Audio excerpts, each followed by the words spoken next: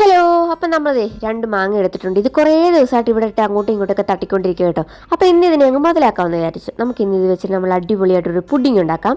അങ്ങനെ ഇതേ 2 മാങ്ങ എടുത്തിട്ടുണ്ട്. അതിൻ്റെ തൊലിയൊക്കെ കളഞ്ഞ് നമുക്ക് നല്ല വൃത്തിയായിട്ട് ഇതിനെ ഒന്ന് കഴുകി എടുക്കാം. അപ്പം അത്യാവശ്യം നല്ല പഴുത്ത മാങ്ങയാണ് കേട്ടോ. അപ്പോൾ അതേ മാങ്ങയുടെ തൊലിയൊക്കെ കളഞ്ഞെടുത്തിട്ടുണ്ട്. അങ്ങനെ ഇനി മാങ്ങ നമുക്ക് പീസാക്കി എടുക്കാം. ഈ ഒരു അളവ് കേട്ടോ, 2 മാങ്ങ എടുത്തപ്പോൾ ഈ ഒരു ബൗൾ നിറച്ച് കിട്ടിയിട്ടുണ്ട്. നമുക്ക് മിക്സിയുടെ ജാർ എടുക്കാം. ജാർ എടുത്തിട്ട് നമുക്ക് ഈ ഫുൾ മാങ്ങ അതിലേക്ക് ഇട്ട് കൊടുക്കാം കേട്ടോ. അങ്ങനെ മാങ്ങ ഫുള്ള് നമ്മുടെ മിക്സിയുടെ ജാറിലേക്കായി. ഇത് നന്നായിട്ടൊന്ന് അരഞ്ഞ് കുറച്ച് ലൂസായിട്ട് കിട്ടാൻ വേണ്ടിയിട്ട് ഇത് ഒന്ന് ജ്യൂസ് പരുവത്തിൽ അരയാൻ വേണ്ടിയിട്ട് ആവശ്യമായിട്ടുള്ള കുറച്ച് വെള്ളം നമുക്കൊന്ന് ഒഴിച്ച് കൊടുക്കാം. ഒരുപാട് വെള്ളമായിട്ട് ഒത്തിരി അങ്ങ് ജ്യൂസ് പരുവത്തിലാവണ്ട, ഒരു ഇടത്തരം നമ്മുടെ കട്ടിയുള്ള ജ്യൂസില്ലേ ആ ഒരു പരുവത്തിൽ ചേർക്കാൻ വേണ്ടിയിട്ട് ഒഴിച്ചു കൊടുക്കുക. അപ്പോൾ മാങ്ങയ്ക്ക് കുറച്ച് മധുരം കുറവുണ്ട്. ഒരു 3 ടേബിൾ സ്പൂൺ ഉള്ളതിൽ പഞ്ചസാര ഇട്ട് കൊടുക്കുകയാണ്. നല്ല മധുരമുള്ള മാങ്ങയാണെങ്കിൽ നമുക്ക് ഈ പഞ്ചസാര സ്കിപ്പ് ചെയ്യാം. ഇനി ഇതിനെ അടച്ച് നന്നായിട്ടൊന്ന് അടിച്ച് നമ്മൾ നല്ല തരിതരിയായിട്ട് വരത്തില്ലേ ആ ഒരു പരുവത്തിൽ നന്നായിട്ട് അടിച്ചെടുത്തിട്ടുണ്ട്. ഒരു ബൗൾ എടുത്ത് അതിലേക്ക് ഒരു 4 ടേബിൾ സ്പൂൺ കോൺഫ്ലവർ ഇട്ട് കുറച്ച് വെള്ളം കൂടെ ചേർത്ത് നന്നായിട്ടൊന്ന് മിക്സ് ചെയ്തെടുക്കാം. തരിയൊന്നും ഇല്ലാതെ അടിപൊളിയായിട്ട് നന്നായിട്ടൊന്ന് മിക്സ് ചെയ്തെടുത്തിട്ടുണ്ട്. ഇനി ഒരു പ്ലേറ്റോ കടായോ എല്ലാം വെച്ചിട്ട് നമുക്ക് ഇതിലേക്ക് ജ്യൂസ് ഫുള്ളായിട്ട് ഒഴിച്ചു കൊടുക്കാം. അങ്ങനെ നമ്മുടെ ജ്യൂസ് ഫുള്ളായിട്ട് ഒഴിച്ചു കൊടുത്തിട്ട് അത് നന്നായിട്ടൊന്ന് ഇളക്കിയതിന് ശേഷം അതിലേക്ക് നമ്മുടെ ഈ കോൺഫ്ലവറിൻ്റെ മിക്സ് കൂടി ഒഴിച്ചു കൊടുക്കാം.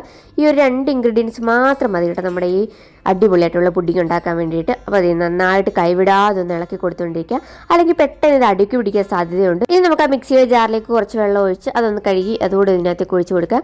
ഒരു 10 മിനിറ്റൊക്കെ നമ്മൾ ഇളക്കി കഴിയുമ്പോഴത്തേക്ക് നമ്മുടെ പാത്രത്തിൽ നിന്ന് ഇങ്ങനെ വിട്ട് വരുന്നൊരു പരുവത്തിൽ നന്നായിട്ട് ഇങ്ങനെ തിളയൊക്കെ വന്ന് നമ്മളിങ്ങനെ ഇളക്കുന്ന സമയത്ത് അടിഭാഗം ഇങ്ങനെ കാണാൻ പറ്റും പാത്രത്തിൻ്റെ.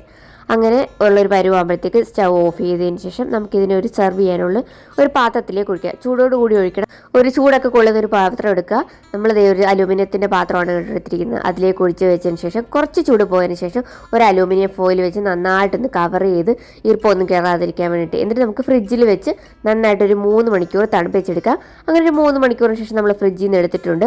അപ്പോൾ അതേ നമ്മുടെ നല്ല പുഡിങ്ങൊക്കെ നല്ല അടിപൊളിയായിട്ട് ഇങ്ങനെ സെറ്റായിട്ട് വന്നിട്ടുണ്ട്. നമുക്കിനി 4 ഭാഗവും ഒരു കത്തി വെച്ച് ഇളക്കി കൊടുത്തതിന് ശേഷം ഒരു പാത്രത്തിലേക്ക് ഫ്ലിപ്പ് ചെയ്യുമ്പോൾ നമ്മുടെ അടിപൊളിയായിട്ടുള്ള പുഡിങ് ഇവിടെ റെഡി ആയിട്ടുണ്ട്. അപ്പോൾ നല്ല നമ്മുടെ സോഫ്റ്റ് ആയിട്ടുള്ള മാംഗോ പുഡിങ് ഇവിടെ റെഡി ആയിട്ടുണ്ട്. ഏത് ഫ്രൂട്ട് വെച്ച് വേണമെങ്കിലും നമുക്ക് ഈ ഒരു മെതഡ് വെച്ച് ചെയ്യാം കേട്ടോ. അപ്പോൾ ഭംഗിക്ക് വേണ്ടിയിട്ട് നമ്മൾ കുറച്ച് ചെറി കൂടി വെച്ചിട്ടുണ്ട്. അപ്പോൾ നമ്മുടെ പുഡിങ് തണുപ്പിച്ച് കഴിക്കാനാണ് ഏറ്റവും ടേസ്റ്റ്. നമുക്കൊരു സ്പൂൺ വെച്ചിട്ട് നമുക്ക് ഇതിനത് ജസ്റ്റ് ഒന്ന് ടച്ച് ചെയ്യുമ്പോൾ തന്നെ നാവിലിട്ടാൽ അലിഞ്ഞു പോകുന്ന രീതിയിൽ നമ്മുടെ പുഡിങ് ഇവിടെ റെഡി ആയിട്ടുണ്ട്. അപ്പോൾ എല്ലാവരും മസ്റ്റായിട്ട് ട്രൈ ചെയ്ത് നോക്കുക. അപ്പോൾ ഇതിൻ്റെ കൂടെ കുറച്ച് മിൽക്ക് മെയ്ഡ് കൂടി ചേർത്തിരുന്നെങ്കിൽ കുറച്ചുകൂടി ടേസ്റ്റ് കൂടുമായിരുന്നു എന്ന് എനിക്ക് തോന്നിയിട്ടുണ്ട്. അപ്പോൾ മിൽക്ക് മെയ്ഡ് കയ്യിലുള്ളവർ കുറച്ച് അതുകൂടി ചേർത്ത് കൊടുക്കുക. അപ്പോൾ നമുക്ക് അടുത്ത വീഡിയോ കാണാം. ചാനൽ ഇഷ്ടപ്പെട്ടവരൊക്കെ ലൈക്ക് ചെയ്യുക, ഷെയർ ചെയ്യുക, സബ്സ്ക്രൈബ് ചെയ്ത് കൂടെ മറക്കല്ലേ. ടാറ്റാ.